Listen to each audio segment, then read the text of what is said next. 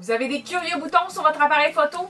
Certains boutons, parmi ceux-là, vous saviez que ça existait avant, ça ferait longtemps que vous l'utiliseriez. Mais certains boutons, vous allez voir que finalement, c'est pas très utile.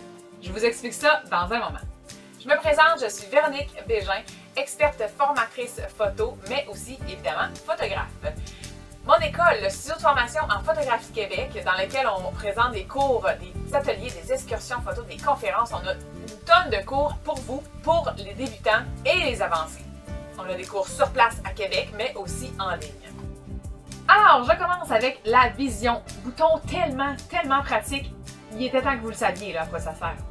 Où le trouver, c'est facile. C'est sur le bord de votre viseur, juste à côté. Il y a un petit troulet collé souvent sur le viseur, avec un plus et un moins.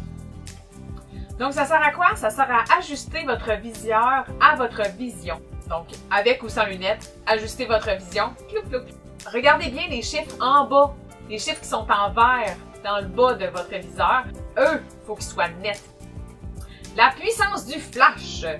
Donc, la puissance du flash, attention, où le trouver, ce n'est pas le plus-moins toute seule. Attention, ce n'est pas le plus-moins toute seule, c'est le plus-moins flash. Sur certains modèles, on va devoir appuyer sur le plus-moins et sur le flash en même temps. Dans le modèle Canon, vous appuyez sur le bouton menu et vous allez voir dans les options de l'appareil photo, contrôle du flash. Et là-dedans, vous allez pouvoir changer votre puissance du flash. Pas très efficace en ce moment parce que c'est un peu loin, c'est un peu long, là, tu sais, aller changer notre puissance du flash. Et honnêtement, votre flash est vraiment bien. Si vous avez un modèle récent, c'est sûr s'il date de quelques années, 10 ans et plus, peut-être que ça ne fonctionne pas super bien, mais ça devrait bien fonctionner. Vous n'aurez pas vraiment besoin de cette option-là. À quoi ça sert? Ça sert à ajuster la puissance du flash. Donc, dans certaines photos, rarement, on va avoir besoin de cette option-là. Donc, comme vous le voyez, dans la première photo, la photo était beaucoup trop claire.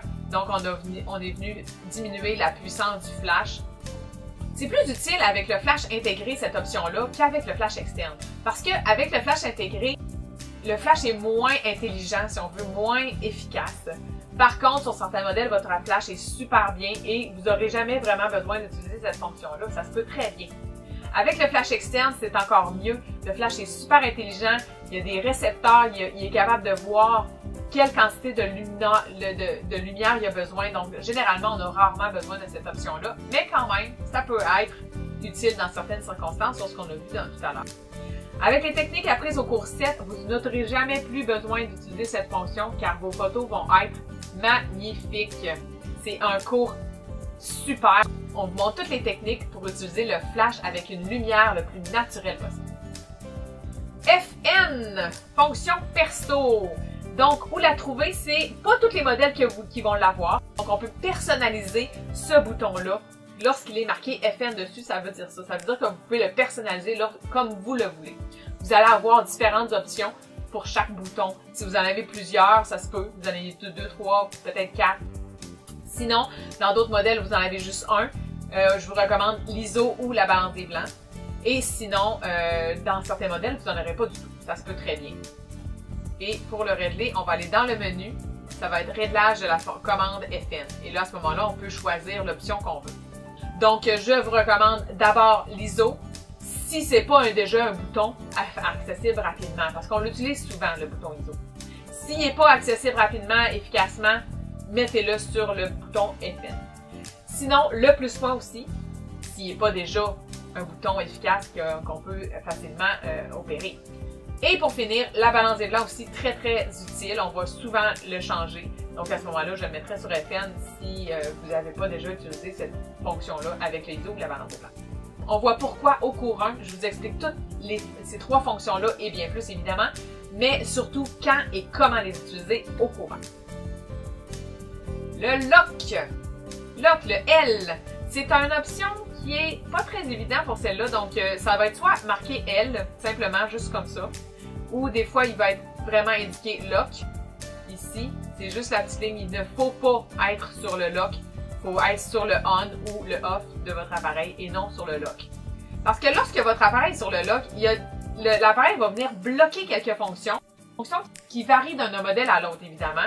Peut-être ça va être l'ISO, le plus-moins, la balance des blancs qui va être bloquée ou toutes les 3. c'est des fonctions qu'on utilise souvent, donc je recommande pas de venir bloquer ces options-là. C'est vraiment tannant quand on est en train de faire de la photo, puis d'un coup, voyons, pourquoi mon ISO marche pas? Là, on a le stress du shooting ou peu importe. C'est juste ce bouton-là qu'on avait mis sur lock. C'est un peu stressant et je préfère personnellement avoir toujours le contrôle de mon ISO, ma balance des blancs et mon pouce-point. Le millimètre, les millimètres. Où les trouver? C'est les chiffres sur le dessus de votre objectif. Vous avez des chiffres 1855, 1835, 18200, 24200, 2470, peu importe les chiffres que vous avez sur le dessus de votre objectif près de la première grosse roulette. Ça, ce sont les millimètres, c'est le zoom. Donc, ça sert à zoomer ou à dézoomer. Donc, à 18, on voit très très large. À 50, on voit plus zoomé. Et pour finir, à 90, par exemple, on voit encore plus zoomé. Il existe aussi des objectifs fixes. Donc, par exemple, 50 mm fixe. C'est-à-dire qu'on a juste le 50. On ne peut pas zoomer ou dézoomer. À ce moment-là, on va devoir s'approcher ou se reculer de notre sujet pour faire un cadrage différent. La profondeur de champ. C'est pas sur tous les modèles d'appareils photo ici, attention. Donc, c'est un petit point très discret sur le bord de l'objectif, sert à montrer la profondeur de champ choisie avant de faire la photo. Par exemple, ici, j'ai choisi F8. Donc là, avant, si je fais la photo, je vais le voir. Mais si j'ai pas encore fait la photo et que je veux voir ma profondeur de champ, à ce moment-là, je pourrais appuyer sur ce bouton-là. Ça va venir faire un peu plus sombre, ça va assombrir la photo, mais quand même, je vais venir voir, je vais pouvoir voir qu'est-ce qui va être net dans ma photo de façon plus rapide. Pas très efficace, honnêtement, parce qu'avec le numérique, à cette heure, on fait clic, on prend la photo, on regarde, et on a tout de suite le résultat, et en plus, elle n'est pas trop sombre. Tandis qu'avec ce modèle-là, si on prend F22, vous allez voir que c'est très très sombre. Là. La F22, là, on appuie sur ce bouton-là, et là, tout devient extrêmement sombre, on voit presque plus la photo, tellement c'est sombre. Pour apprendre à maîtriser la profondeur de champ, on va en parler au cours 2 et au cours 4. AF On ou Autofocus actif. Où le trouver? C'est sur le bouton, c'est le pouce droit. Ça sert à activer la mise au point et de la bloquer. Donc la mise au point, on le fait avant. On va venir faire notre mise au point sur notre sujet. Par exemple, ici, j'ai fait mon mise au point sur elle. Donc, on pourrait le faire avec le déclencheur simplement, comme on l'apprend au cours 1. Je trouve que c'est facile, rapide, efficace. Mais on pourrait le faire avant avec le pouce et faire notre photo ensuite. Moi, personnellement, j'utilise le déclencheur. Je trouve ça, j'ai un bouton à peser, j'en ai pas 15. Clic, clic, c'est fait. Je trouve que c'est plus facile, c'est plus inné de cette façon-là. Mais vous pouvez utiliser la technique que vous voulez, maintenant que vous le savez. AFL, AF Lock.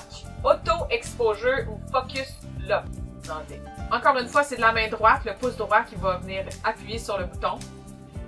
Ça sert à venir bloquer la mise au point et l'exposition. Donc, on peut venir soit bloquer l'exposition, soit bloquer la mise au point. Encore une fois, je préfère le faire simplement avec le déclencheur comme on apprend au courant. Bracketing, BKT. Sur certains appareils, c'est un petit bouton marqué BKT dessus. Sinon, là, sur certains modèles, ça va être, on va le voir, lorsque vous avez 3 lignes, attention, lorsque vous avez ces 3 lignes-là, il faut être conscient de ce que vous êtes en train de faire. Il ne faut pas laisser les 3 lignes-là, il faut en ramener juste une. Ou, plus loin, idéalement, personnellement, je trouve que c'est mieux comme ça, aller dans le menu, loin, loin. Restez en surface, allez pas trop loin dans l'option, comme ça vous allez éviter d'accrocher le bouton bracketing. Ça sert à faire une fourchette de photos. Oui, ça c'est la traduction française, des fois c'est pas super. Ça sert à faire une fourchette d'exposition ou une fourchette de balance des blancs. Donc, ce que ça va faire, c'est que ça va faire 3 photos. On va faire clic, clic, clic. Et les 3 photos vont être d'une exposition différente ou d'une balance des blancs différente, par exemple. Ça peut être intéressant lorsqu'on veut mieux choisir notre exposition ou mieux choisir notre balance des blancs. Mais avec Lightroom aujourd'hui, je trouve ça moins efficace pour la balance des blancs. Et l'exposition, ben ça peut être intéressant lorsqu'on voit pas bien notre appareil, par exemple, lorsque c'est très lumineux dehors. À ce moment-là, on pourrait faire un bracketing, aller dans l'auto ou aller en dessous, se cacher dans une maison ou tout ça, pour venir à l'ombre, pour mieux voir l'écran derrière. Et là, ça va nous aider à venir choisir l'exposition qu'on a besoin. Ça peut être une idée. Sinon, on peut aussi faire du HDR avec cette option-là. C'était les curieux boutons. On a vu une série de boutons pas très utiles, d'autres très utiles. Bref, faites-en votre idée. Mais les fonctions les plus importantes, on les voit au cours 1. Oui, c'est là qu'on va vous parler des options les plus importantes de votre appareil, celles qui vont vraiment faire une différence sur le résultat de la photo. Pour finir, on va aussi, au cours 2 et au cours 4, on vous parle de la base de la photographie jusqu'au mode manuel. N'hésitez pas à me poser vos questions en commentaire, ça me fait vraiment plaisir d'y répondre. Voilà, c'était Véronique Bégin avec le Studio de formation en photographie Québec. Vous avez aimé? Cliquez sur j'aime, partagez, mais surtout, abonnez-vous à ma chaîne afin de rien manquer.